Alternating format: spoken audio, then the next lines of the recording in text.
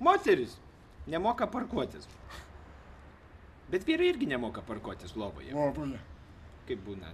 Ypač kai su pilvu arba su dviračiu lovai.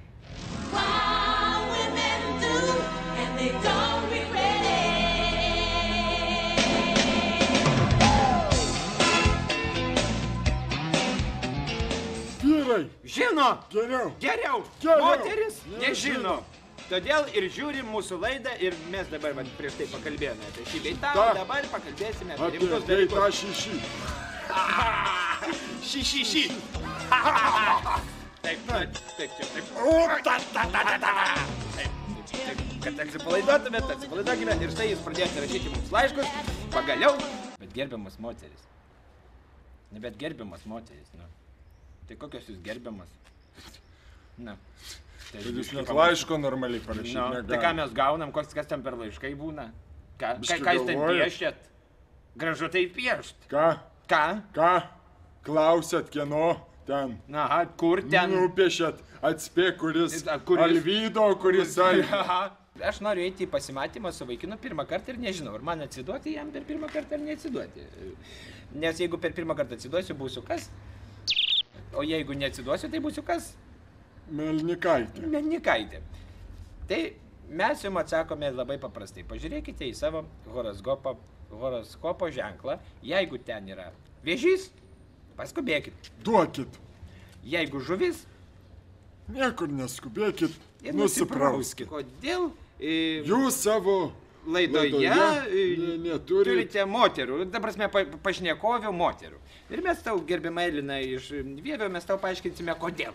Na, įsivaizduokime, štai turime viešinį. Labą dieną!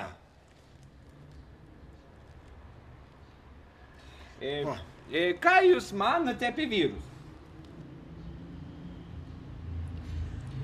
Koks jūsų pomėgis? Ar jūs skaniai darot valgyti? Ką apie politiką? Ką apie krepšinį?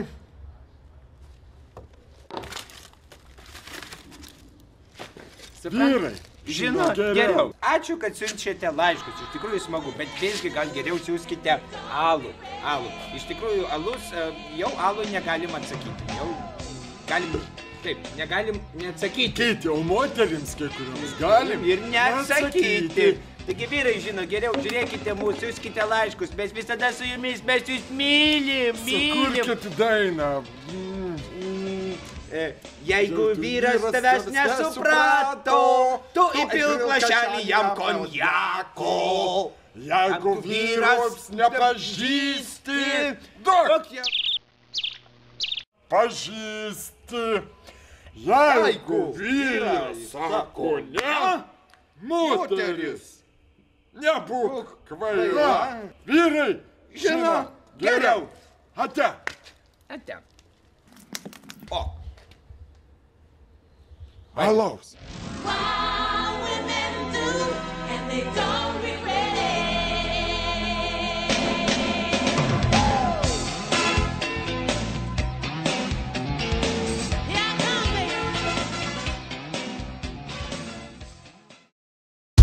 CTV LT